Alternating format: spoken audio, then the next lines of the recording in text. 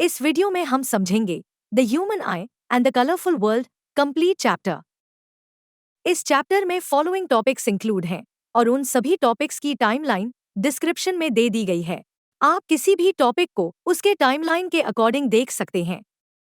तो चलिए इसे हम शुरू करते हैं। ह्यूमन आई।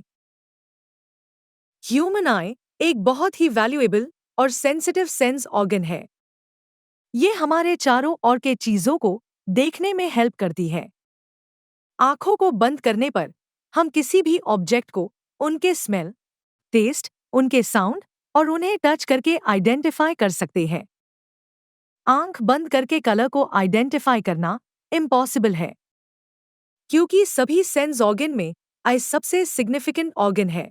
ये हमें ब्यूटीफुल और कलरफुल वर्ल्ड को देखने में हेल्प करता है। आइए अब ह्यूमन आई को डिटेल में समझते हैं। ह्यूमन आई एक कैमरे की तरह है। आई में लेंस सिस्टम प्रेजेंट है जो इमेज बनाता है। ये इमेज लाइट सेंसिटिव स्क्रीन पर बनता है, जिसे रेटिना कहते हैं। लाइट एक थिन मेम्ब्रेन से पास होकर आई में एंटर करता है, जिसे कॉर्निया कहते हैं। ये आईबॉल के फ्रंट सरफेस पर एक ट्रांसपेरेंट बल्ज फॉर्म करता है, जैसा कि एनिमेशन में आप देख सकते हैं। आईबॉल का शेप लगभग स्फेरिकल है। इनकी डायामीटर 2.3 सेंटीमीटर्स है। आइए अब समझते हैं ह्यूमन आई के कुछ मेजर कंपोनेंट के बारे में। कॉर्निया। कॉर्निया आई के सामने एक ट्रांसपेरेंट डोम शेप्ड विंडो होता है, जो इनकमिंग लाइट को फोकस करने में हेल्प करता है। आइरिस। आइरिस आई का एक कलर पार्ट होता है जो प्यूपल के साइज को कंट्रोल करता है और आई में एंटर करने वाली लाइट के अमाउंट को रेगुलेट करता है। Pupal.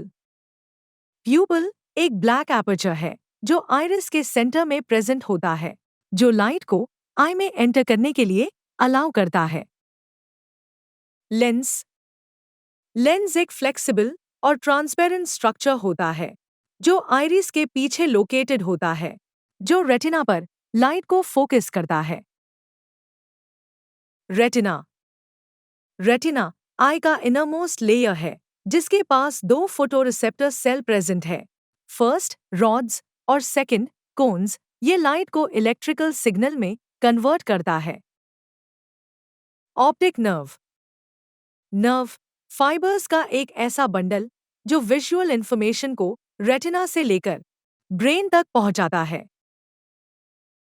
Vitreous humour. Vitreous humour एक जेल लाइक स्ट्रक्चर होता है जो लेंस और रेटिना के बीच में फिल होता है और आई शेप को मेंटेन करने में हेल्प करता है। Refraction of light through a prism.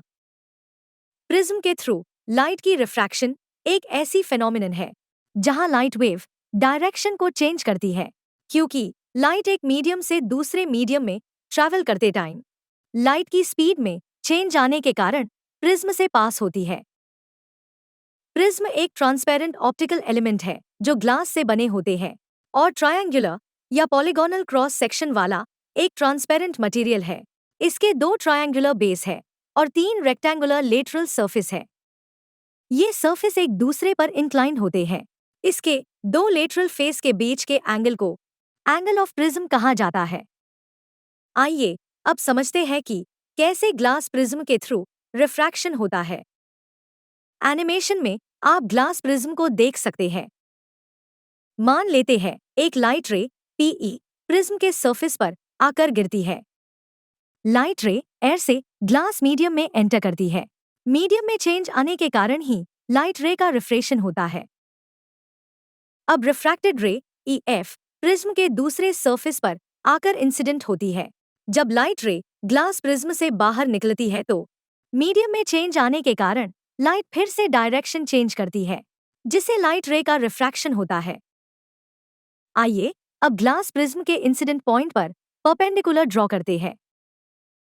In terms का यूज ग्लास प्रिज्म के थ्रू रिफ्रैक्शन को दिखाने के लिए किया जाता है। Incident ray. इंसिडेंट रे एक ऐसी लाइट रे है जो प्रिज्म सरफेस पर या किसी दूसरे ऑप्टिकल मीडियम के सरफेस पर आकर गिरती है। ये सरफेस पर गिरने से पहले लाइट की इनिशियल डायरेक्शन है। रिफ्रैक्टेड रे। रिफ्रैक्टेड रे एक लाइट रे है जो एक मीडियम से दूसरे मीडियम में एंटर करने पर डायरेक्शन को चेंज कर लेता है। डायरेक्शन में ये चेंज दो मीडियम के बीच लाइट के स्पीड में डिफरेंस के कारण होता है। इमर्जेंट रे। इमर्जेंट रे एक लाइट रे है जो रिफ्रैक्शन के बाद प्रिज्म जैसे मीडियम से बाहर निकलती है। ये किसी मीडियम से पास होने के बाद लाइट की डायरेक्शन है। Angle of incidence. Incidence angle. Incident ray normal to the surface और इंसिडेंस पॉइंट के बीच बनने वाला एंगल है। इसे θ1 से डिनोट किया जाता है। Angle of refraction. Refraction angle. Refracted ray normal to the surface और रिफ्रैक्शन पॉइंट के बीच बनने वाला एंगल है। इसे θ2 से डिनोट किया जाता है। Angle of emergence. Emergence angle. Emergent ray normal to the surface और इमर्जेंस पॉइंट के बीच बनने वाला एंगल है। ये वो एंगल है जिस पर रिफ्रैक्टेड रे मीडियम से बाहर निकलती है। Angle of Prisma. प्रिज्म का एंगल प्रिज्म के दोनों सरफेस के एपेक्स और वर्टेक्स के बीच बनने वाला एंगल है। Angle of deviation. Deviation angle prism और अदर ऑप्टिकल डिवाइस से पास होने वाले इंसिडेंट रे और इमर्जेंट रे के बीच बनने वाला एंगल है। जब रिफ्रैक्टेड रेज अपने ओरिजिनल डायरेक्शन से डेविएट हो जाता है तो एंगल ऑफ डेविएशन बनता है। Dispersion of white light by a glass prism. एक ग्लास प्रिज्म के थ्रू व्हाइट लाइट का डिस्पर्शन एक ऐसी फेनोमेनन है जिसमें अलग अलग वेवलेंथ वाले डिफरेंट कलर फॉर्म होते हैं और लाइट जब प्रिज्म से पास होती है तो इसे कॉन्स्टिट्यूएंट कलर में सेपरेट कर देती है। ये एक ऐसी फेनोमेनन है जिसमें लाइट के डिफरेंट कलर अलग अलग एंगल से रिफ्रैक्ट होते हैं क्योंकि वे प्रिज्म से पास होते हैं, जिसके कारण कलर का एक्सपेंशन होता है। इसे स्पेक्ट्रम कहते हैं। आइए इस फेनोमेनन को डिटेल में समझते हैं।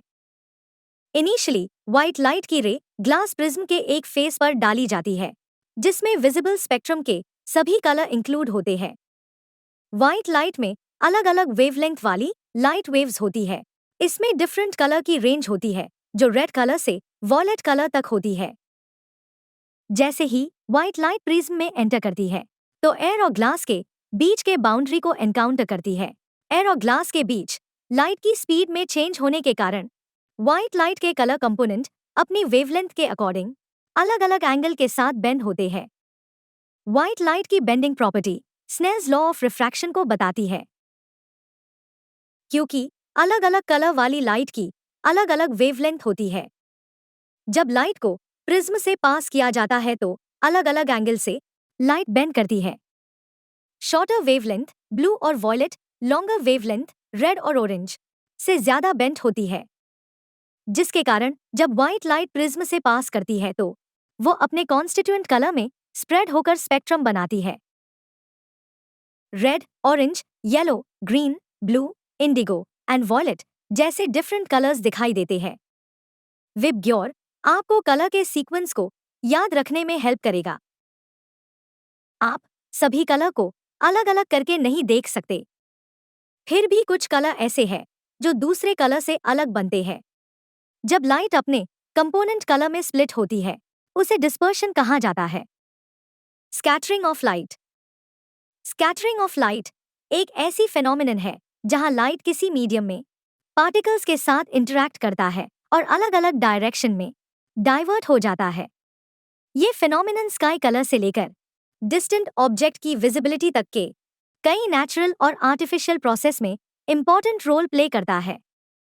आइए अब हम स्कैटरिंग से होने वाले दो इंपॉर्टेंट नेचुरल फेनोमेनन के बारे में डिस्कस करते हैं। First, Tyndall effect. Second, blue colour of the clear sky.